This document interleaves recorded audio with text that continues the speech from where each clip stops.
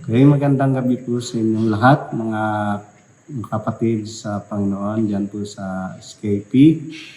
Ako po'y labis na nagpapasalamat at nagpupuri sa Panginoon sa pagkakataon na muling ibinigay sa akin upang magbigay ng mensahe sa inyo sa gabing ito. Pero bago po tayo magpatuloy, nais ko po muna tayo manalangin. Amang banal, Diyos na makapangyarihan sa lahat, hindi po kami malapit sa inyo at kami po ay nagpupuri at nagpapasalamat sa pagkakataon na patuloy niyo pong pinagkakaloob sa amin. Nawa, Panginoon, sa aming pong pag-aaral, sa mensaheng ibinigay po ninyo sa amin, nawa ibigyan niyo po kami ng talino, ng pag-iisip upang maunawaan namin ang mga katotohanan na nagmumula po sa inyong salita na may angkop namin ma-apply sa aming mga buhay.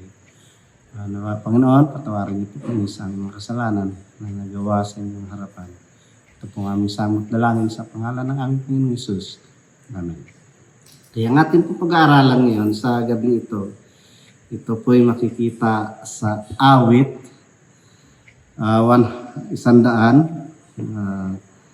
versikulo 1, hanggang sa versikulo 5. Sabi po ng salita ng Panginoon, magkaingay kayo na may kagalakan sa Panginoon, kayong lahat na lupain. Mga lingkod kayo na may kasayahan sa Panginoon. Magsilapit kayo sa kanyang harapan na may awitan. Alamin ninyo na ang Panginoon ay siyang Diyos, siya ang lumalang sa atin at tayo'y kanyang bayan at mga tupa na kanyang pastulan. Magsipasok kayo sa kanyang mga pinto ang daan na may pagpapasalamat at sa kanyang looban na may pagpupuri. Magpasalamat kayo sa kanya at purihin ninyo ang kanyang pangalan. Sapagkat ang Panginoon ay mabuti, ang kanyang kagandahang loob ay magpakailanman at ang kanyang pagtatapat ay sa lahat ng salit-saling lahat. So, ang title po ng mensaheng ito ay may title na Ang Paglilingkod na May Kagalakan. O sa wikang English, Serving with Gladness. So, serve the Lord with gladness. Ang tanong po, what is serving the Lord with gladness? Na binasa po natin sa Psalms 100. So, before we go to that, I would like us to notice that service begins with our hearts according to the Word of God. Sinabi rin po sa Deuteronomy chapter 6 verse 5, at inyong ibigin ang Panginoong Diyos ng inyong buong puso at ng inyong buong kaluluwa at ng iyong buong kalakasan. At sa chapter 10 verse 12 down to 13, yun din pong makikita natin sa aklat ng Deuteronomy or Deuteronomy. At ngayon, Israel, ano ang inihingi sa iyo ng Panginoon mong Diyos? Kundi matakot ka sa Panginoon mong Diyos. Sa Panginoon mong Diyos, lumakad ka sa lahat ng kanyang mga daan at ibigin mo siya at paglingkuran mo ang Panginoon mong Diyos ng buong puso at ng buong kaluluwa. Naganapin mo ang mga utos ng Panginoon at kanyang mga palatuntunan na aking iniutos sa iyo sa araw na ito sa iyong ikabubuti. So, He should be the Lord, our life. Otherwise, our service will become a burden to us instead of gladness. Kaya nga sa ating paglilingkod, dapat ang sabi po ng salita ng Panginoon, pumasok tayo ng may kagalakan at may takot sa Kanya. Dahil kung wala po tayong kagalakan sa paglilingkod, manging kabigatan lang po sa atin, manging burden instead of gladness. Kung inyo pong matatandaan sa paglilingkod, no, ni Martha at ni Mary in Luke chapter 10 verse 38 to 42, where Jesus commends what Mary did than what Martha's service. Ang issue po rito is not on what they are doing, but the issue is Mary's and Martha's heart. Sometimes, makikita din po natin sa Ephesians Church in Revelation chapter 2 verse 1, ito pong sabi ng Panginoon sa verse 7, wherein their service is exceptional compared to what we are doing today. And yet, in verse 4, Jesus told them, yet I hold this against you. You have forsaken your first love. That is why we need first to settle the issue of our heart in order to experience even sa ating paglilingkod, in order to experience gladness in our service, even in everything we do sa ating pong mga buhay. Dapat ang ating pong paglilingkod, no, sabi ng salita ng Diyos, isettle muna natin. Kung tayo naglilingkod, isettle muna natin ng ating puso, ang ating pong sarili, para sa Panginoon. So, sa ating pong text, may mga tatlong katotohanan tayo na makikita dito on how we can serve the Lord with gladness in our heart. Una po rito na makikita natin, ang sabi ng Panginoon, sumamba ng buong kagalakan sa Panginoon. No? Ang sabi po sa NIV, English, worship the Lord with gladness. So, ang lahat ng mga bagay na ating pong ginagawa, lalo na po sa ating paglilingkod at pagsamba sa ating Diyos, even how small it may seems to us or to others, in Romans chapter 12 verse 1, di ba? Sabi ni Apostle Paul sa Romans chapter 12 verse 1, therefore, I urge you, brothers, in view of God's mercy, to offer your bodies as living sacrifice, holy and pleasing to God.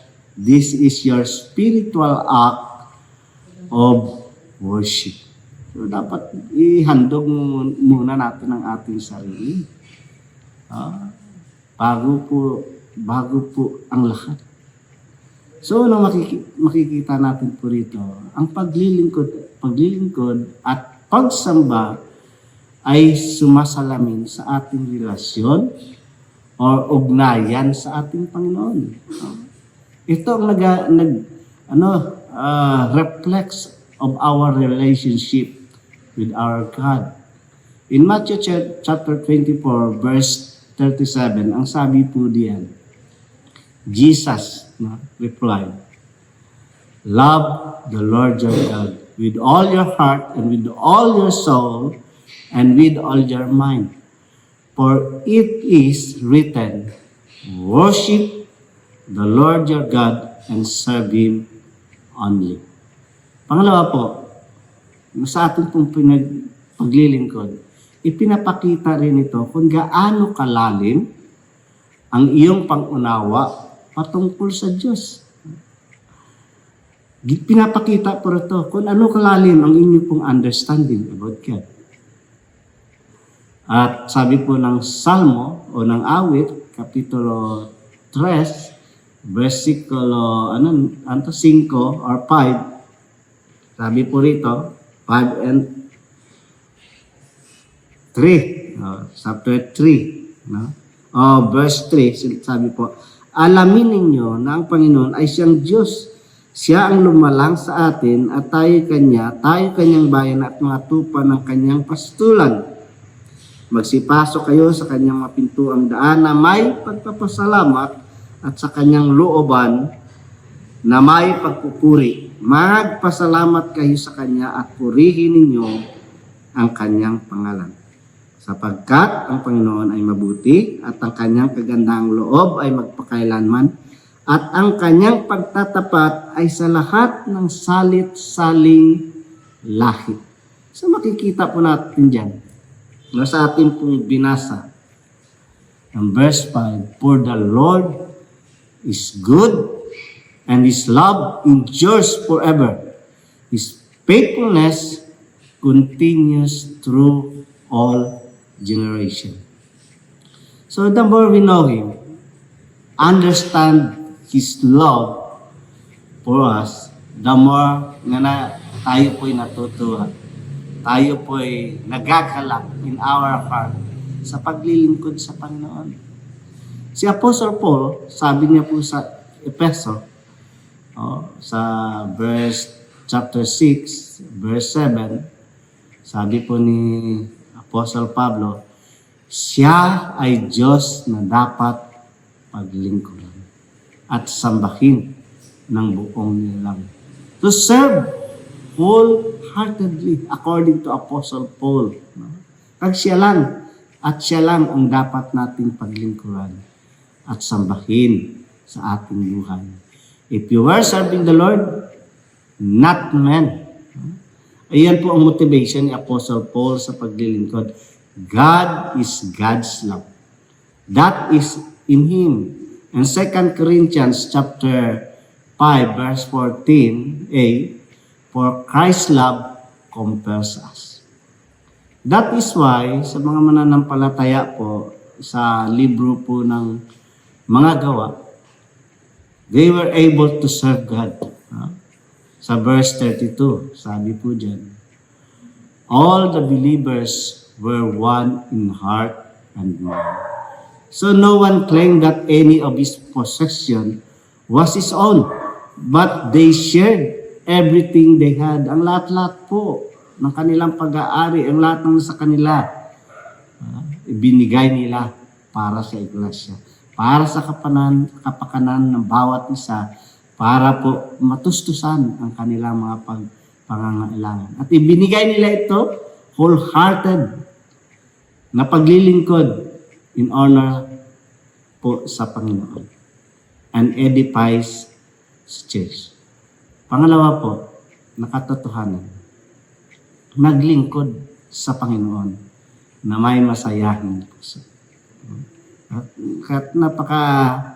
masasabi ko na ang psalmist po nagdi-declare dito na dapat na meron po tayong kagalakan o magkaingay tayo para sa Panginoon. O ang lahat ng lupa, ang sabi po diyan, sa verse 2, sabi niya po rito, maglingkod kayo na may kasayahan sa Panginoon. Magsilapit kayo sa kanyang harapan na may awitan. Kaya nga po sa atin, bilang mga mananampalataya, lalo na po kung araw ng linggo, sa ating pong paglilingkod, dapat po pinaghahandaan natin. Gabi pa lang, isinesettle na natin ang ating mga puso, piniprepare natin ang lahat ng bagay upang sa ating pong paglilingkod, wala na pong problema, wala na pong gusot, kundi papasok tayo sa bahay ng Diyos na may maligayang puso. So, make a joyful noise to the Lord. So, sa ating pong paglilingkod, sabi po diyan, maglingkod sa Panginoon ng may tuwa at ngiti sa ating mga puso. May tuwa, kagalakan sa ating puso at makikita sa ating pong mga mukha ang ang mga ngiti sa ating mga mukha. So, why we need to serve God joyfully? Sabi po ni Apostle Paul sa Corinto, Kapitulo 15 or 15, 15, versikulo 58 or 50. Sabi niyo po diyan, therefore, my dear brothers, stand firm. Let nothing move you. Always give yourself fully to the word of the Lord, because you know that your labor in the Lord is not in vain. So, makikita natin ang ating pong paglilingkod sa Diyos as great opportunity for us to serve the King of Kings and the Lord of Lords. So, we should take it as great honor on our part and not something that is a burden to us. Sabi po sa Deuteronomy, paglingkuran siya ng may kagalakan at sigla. Sabi po dyan, verse 47, sa wikang English, because you did not serve the Lord your God joyfully and glad in the time of prosperity, verse 48, therefore, in hunger and thirst, in nakedness and dire poverty, you will serve the enemies the Lord sent against you. So mga kapatid, paglingkuran po natin ang ating Panginoon na may kagalakan at sigla. Na hindi yung na para tayong mahihina sa araw ng linggo. Nanghihina tayo, parang parang ayaw natin bumangon. Parang walang sigla ang ating buhay, araw na araw ng linggo. Parang tinatamad tayo. So, sabi po ng Panginoon, paglingkuran siya nang walang pag-aalinlangan at reklamo. Many people are making noise, but makikita natin full of murmurings like the Israel in the desert nang sila po ay naglalakad mula Ehipto papunta sa lupang pangako. Puro na lang reklamo. They always murmur to God, to what they do or what they have. Hindi sila makontento. And many times, we serve God and yet in our hearts, we murmur. We complain. We compare ourselves sa iba who we thought are not doing small or no service at all based on our judgment. Kung tayo po ay naglilingkod o nagsisilbi sa Diyos, it should come from a joyful heart. Not seeing what we do or what others are doing, but the privilege that God gave us to serve it. Ano yung pangatlo po? Paglingkuran ang Panginoon ng may pagpapasalamat. Ito po ang pinaka-importante rin sa ating buhay. Hindi po tayo marunong magpasalamat sa lahat ng mga bagay na nakakamta natin, maliit man or malaki. Ang gusto natin, magpapasalamat lang po tayo kung sobra-sobra ang ating pong natatanggap na biyaya. Pero sabi po dito sa verse 4, it says, enter. Pumasok tayo sa Kanya. Enter into His gates with thanksgiving and into His courts with praise. Be thankful unto Him and bless His name. Or sa Tagalog po, magsipasok kayo sa Kanyang mga pintuang daan na may pagpapasalamat at sa Kanyang looban na may pagpupuri. Magpasalamat kayo sa Kanya at purihin ninyo ang Kanyang pangalan. So, sa ating pong pagpapasalamat, mga kapatid, so niya, enter with. Sa atin pa, meron pong natawag na password. Na, meron pong magic word na tayong gagamitin. Ano po ito? Ang magpasalamat. Thank Him. Worship Him. Na dapat gawin para po tayo makapasok sa Kanyang karya. Paglingkuran na puno ng pasasalamat ang ating mga puso. Full of gratefulness to our God. Not only for who He is, but for what He has done to us. Ang pangalawa po, pasasalamat sa Kanya, kabutihan at walang hanggang pag-ibig. Remember po si Joshua, In his 110 years before he died, he called on all the congregation or all Israel and remind them of what the Lord has done for them. So after reminding, verse 15 po ng Joshua chapter 24, ni-remind po sila kung gaano po katapat or faithfulness to them ang Diyos. He declared, but if serving the Lord seems undesirable to you, then choose for yourselves. Sabi po dan, this day, whom you will serve, whether the gods of your forefathers, and serve beyond the river of the gods of the Amorites, in whose land you are living. But as for me and my house, we will serve the Lord. Yan po ang sabi ng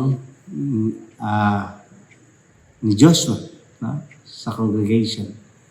And the people also declared, Yes, we will also serve the Lord. And panglingkuran siya na may katapatan sa ating mga buhay. For him, whether others will not serve God, he will serve the Lord. His service to God was not affected by anyone or anything, but it only comes from a heart that is so grateful to his Lord and God. So, ang challenge po dito mga kapatid, na makikita natin sa Deuteronomy, ito po ay isang command ng Panginoon na sinabi kay Moses. Deuteronomio chapter 6 verse 5, sabi po dyan, at iyong ibigin ang Panginoon mong Diyos ng iyong buong puso at ng iyong buong kaluluwa at ng iyong buong lakas. Atin po mga kapatid, mahalin po natin ang Diyos. O ibigin natin siya. At sabi po sa Filipos Kapitulo 2, versikulo 14, gawin ninyo ang lahat ng mga bagay nang walang mga bulong-bulungan at pagtatalo. Sa Hebrew Kapitulo 12, versikulo 2, o chapter 12, verse 2, namasdan natin si Jesus na gumawa at sumakdal ng ating pananampalataya na siya dahil sa kagalakan inilagay sa harapan niya ay nagtiis ng krus ni walang bahala ang kahihiyan at umupo sa kanan ng luklukan ng Diyos. Mga kapatid sa Panginoon, nawa po sa ating pong buhay, bigyan po natin ng kasiyahan, kagalakan ang Diyos. I-glorify po natin siya sa pamamagitan po ng ating mga puso, ng ating gawa, ng ating bibig, at ng lahat ng ating pagkatao. Sa ganyang bagay po, ang ating pong buhay ay magiging useful para po sa kanya pong kaluwalhatian. Muli, mga kapatid sa Panginoon, napasalamat ako muli sa inyo. Nawa ang pagpapala ng Panginoon ay sumainyo. Tayo po ay manalangin. Amang banal, Diyos na makapangyarihan sa lahat. Salamat, Panginoon, sa mga salita mo na aming napag-aralan sa gabi ito. Naway ito ay magbibigay sa amin ng inspirasyon at magtuturo sa amin pong paglilingkod na dapat meron pong kaligayahan na naririto sa aming puso. Na manging sandata na magamit namin na magpatuloy sa paglilingkod para po sila. Salamat, Panginoon, sa mga pribilehiyo na patuloy niyo pong pinagkakaloob sa amin. At dalangin ko na patuloy niyo pong pagpalain ang escapee sa kanila pong mga gawain, sa kanila pong online service, na pagtibayin niyo po ang kanilang pananampalataya sa kabila ng mga pangyayari na nagaganap sa aming pong bansa o sa buong mundo. Ang lahat po ng ito ay amin pong pinagkakaloob sa pangalan po ng aming Panginoon Jesus. Amen.